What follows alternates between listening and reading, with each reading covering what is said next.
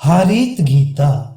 युधिष्ठिर ने पूछा, पितामह, प्रकृति से परे जो पर ब्रह्म का अविनाशी परम धाम है, उसे कैसे स्वभाव, किस तरह के आचरण, कैसी विद्या और किन कर्मों में तत्पर रहने वाला पुरुष प्राप्त कर सकता है?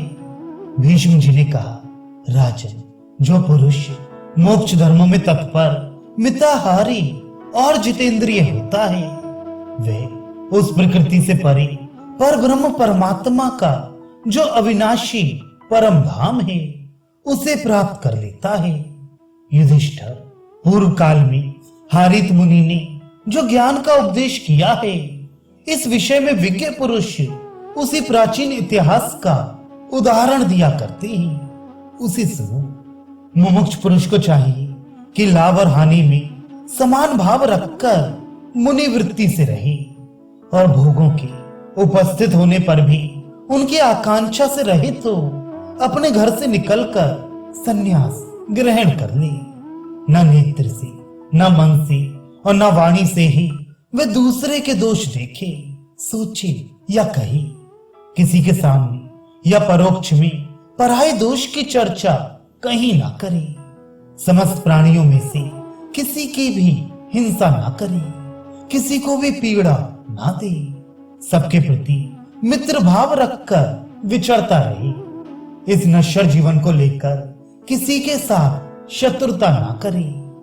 यदि कोई अपने प्रति अमर्यादित बात कहे, निंदा या कटु वचन सुनाए, तो उसके उन वचनों को चुपचाप सह ले।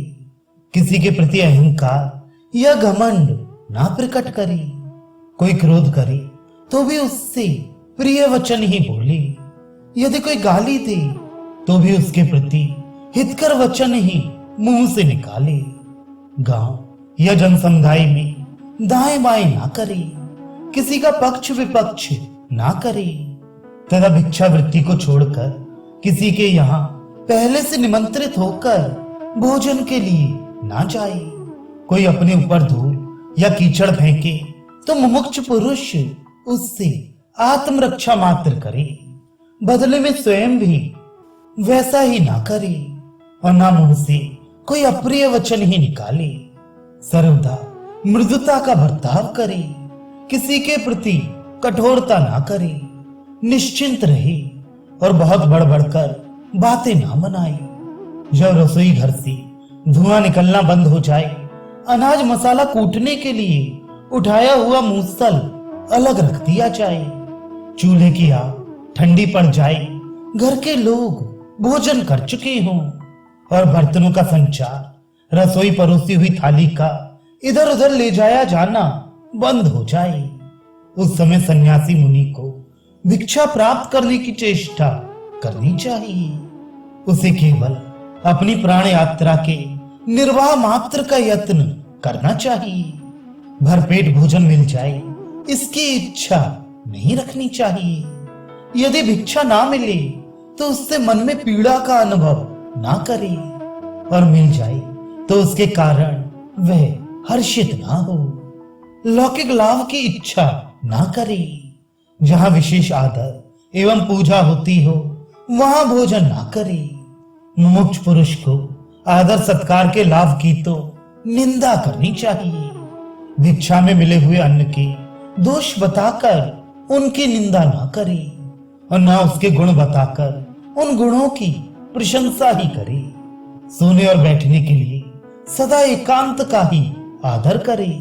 सोने घर, वृक्ष की जड़, जंगल अथवा पर्वत की गुफा में अथवा अन्य किसी गुप्त स्थान में अज्ञात भाव से रहकर आत्मचिंतन में ही लगा रहे।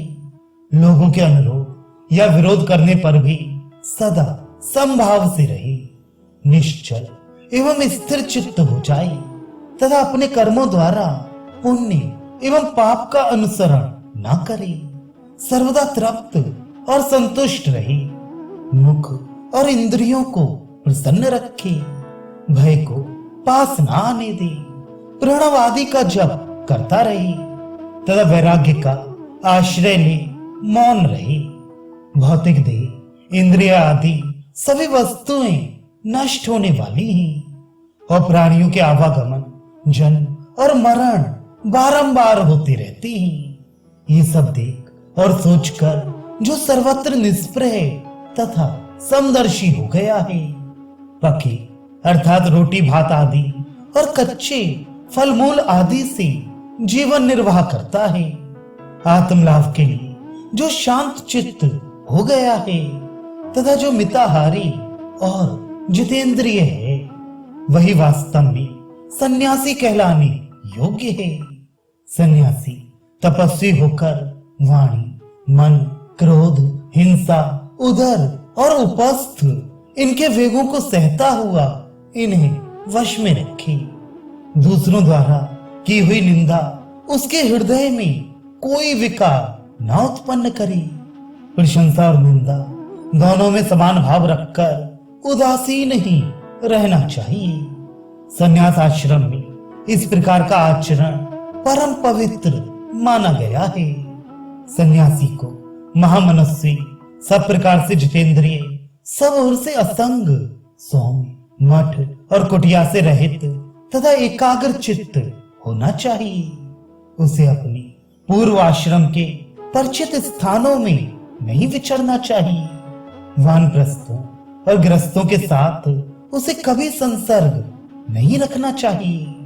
अपनी रुचि प्रकट किए बिना ही जो वस्तु प्राप्त हो जाए उसी को लेने की इच्छा रखनी चाहिए तथा विष्ट वस्तु के मिलने पर उसके मन में हर्ष का आवेश नहीं होना चाहिए। ये संन्यास आश्रम ज्ञानियों के लिए तो मोक्ष रूप है, परंतु अज्ञानियों के लिए श्रम रूप ही है। हारित मुनि ने विद्वानों के लिए इस संपूर्ण धर्म को मोक्ष का विमान बताया है। जो पुरुष सबको अभय दान देकर घर से निकल जाता है उसे तीजों में लोकों की प्राप्ति होती है तथा वे अनंत परमात्म पद को प्राप्त करने में समर्थ होता है।